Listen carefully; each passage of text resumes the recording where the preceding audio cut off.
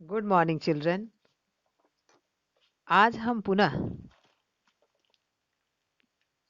सृष्टि पाठ का अध्ययन करेंगे जिसकी लेखिका हैं मृणालिनी साराभाई। बच्चों, अब तक आप लोगों ने पढ़ा कि मनु दयालु होने के कारण मछली की दिन रात देखभाल करते। मछली बड़ी होती गई, तब वे अपने घर में रखे मिट्टी के पात्र से तालाब में डाल दिया। मछली साधारण मछली नहीं थी, वह तालाब की दृष्टि से बड़ी होती गई। तब उसे गंगा नदी में डाल दिया। फिर भी मछली को संतोष नहीं हुआ। उसने कहा कि आप मुझे समुद्र में डाल दीजिए। फिर मछली ने कहा कि आप मुझे समुद्र में डाल दीजिए। यद्यपि मछली मनु से बहुत बड़ी थी, लेकिन समुद्र तक ले जाने में वह पंख सी हल्की लगी। तब मछली ने प्रसन्न होकर कहा कि आपने मेरी रक्षा की है। सभी प्राणी नष्ट हो जाएंगे, लेकिन जैसा मैं कहती हूँ वैसा आप करेंगे तो आप बच जाएंगे। आप एक नाव लीजिए और हर एक प्रकार का बीज लेकर नाव को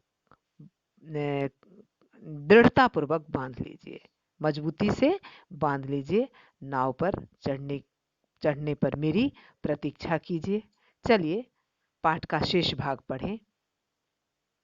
जैसा कहा गया था वैसा मनु प्रतीक्षा करने लगे।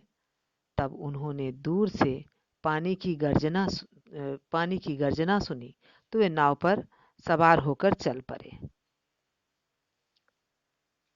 विशाल लहरों से पूरे संसार को ढक दिया।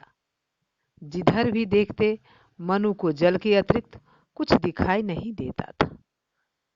सागर हवा में ऊंचा उठ रहा था और ऐसा गर्जन तर्जन मचा हुआ था कि पर्वत डोल उठे और घाटियां गूंज उठी। माने पूरा विशाल लहर ने क्या किया, संसार को ढक लिया। बहुत जोर से लहर आया, उठा और संसार जैसे ढक लिया।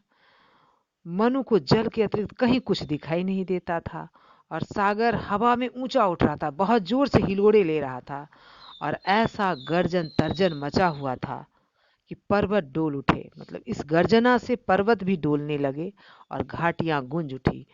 तूफान में नन्ही सी नाव डगमगाने लगी। मनु मछली की प्रतीक्षा करने लगे। सहसा अचानक समुद्र के बीचों बीच बच्चों, बीच ही बीच में अव्ययीभाव समास है, नोट कर लीजिएगा बच्चों। बीचों बीच, बीच ही बीच में, सहसा समुद्र के बीचों बीच उन्होंने दो सींग निकलते देखे। सहसा समुद्र के बीचों बीच उन्होंने दो सींग निकलते देखे। यह वही मछली थी। मनु ने तुरंत रस्सी को सींग पर डालकर नाव में बांध दी।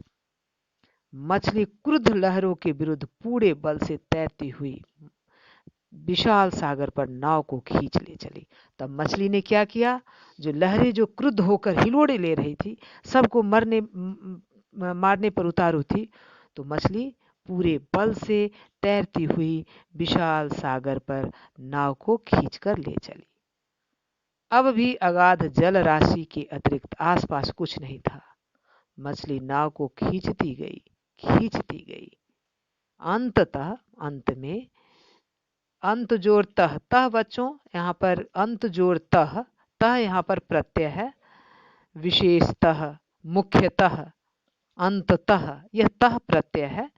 अंततः एक दिन क्षितिज बच्चों, जहाँ पर पृथ्वी और आकाश का दूर से देखने पर लगता है जैसे मिलन हो गया है, तो एक दिन क्षितिज पर एक पर्वत शिखर दिखाई पड़ा। वह भारत के पर्वतों में से सर्वोच्च शिखर था, जो इतना ऊंचा था कि नीले आसमान को लगभग छू रहा था। तो बच्चों, आशा है आप लोग समझ गए होंगे। चलिए गृह कार्य नोट करें। पहला प्रश्न,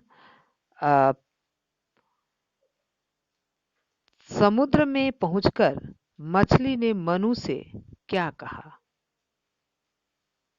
समुद्र में पहुंचकर मछली ने मनु से क्या कहा? दूसरा प्रश्न, नाव को मछली के सींगों से बांधने पर क्या हुआ? नाव को मछली के सींगों से बांधने पर क्या हुआ? आज के लिए इतना ही। धन्यवाद।